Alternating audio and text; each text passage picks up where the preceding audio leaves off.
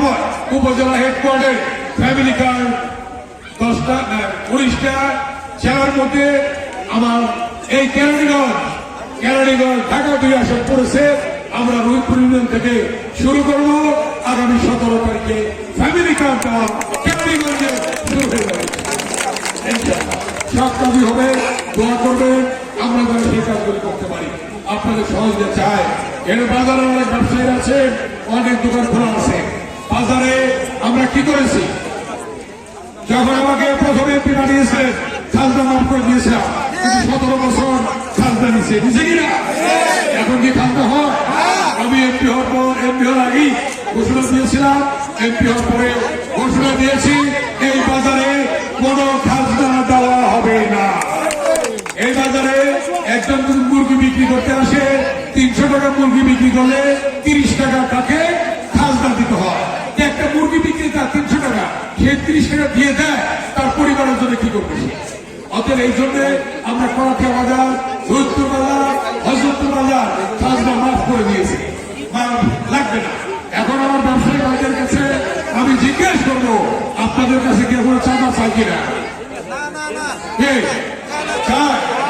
যদি কেউ চাঁদা চায় আমাকে বলবেন, যদি বিএনপি কেউ চায় তাকে আমরা দলে রাখবো না।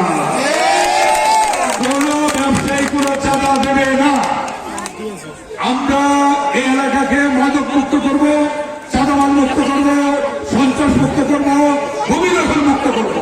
এলাকার মানুষ, নিরীহ মানুষ শান্তিতে থাকবে, সুখে থাকবে।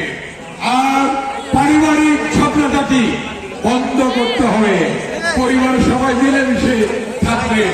অনেকের জায়গা জমি নিয়ে গন্ডগোল, ভাই ভাইয়ের মধ্যে, অনেকের স্ত্রী স্বামীর সাথে গন্ডগোল, অনেকের শ্বশুর ভাইয়ের সাথে গন্ডগোল।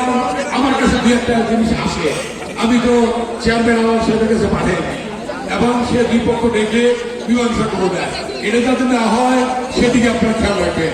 মনে রাখবেন, আমরা সেবক প্রধানমন্ত্রী তারেক রহমান সিলেটে গিয়েছিল, বৃষ্টির মধ্যে ছাতা ধরে তার স্ত্রীকে এক হাত ধরে আর এক হাত দিয়ে ছাতা ধরে বৃষ্টি স্ত্রীর মাথায় পড়তে দেয় না। এটা কিন্তু তারেক রহমান শুধু নিজের স্ত্রীকে বৃষ্টি থেকে সেভ করে নাই, বৃষ্টি থেকে রক্ষা করে নাই, সারা বাংলাদেশে জনগণের মাথায় তারেক রহমান ছাতা ধরেছে। এটা আপনাদের বুঝতে হবে। যার যার স্ত্রী আছে, মা আছে, বোন আছে, তাদের মাথায় ছাতা ধরে রাখবে, ঠিক আছে?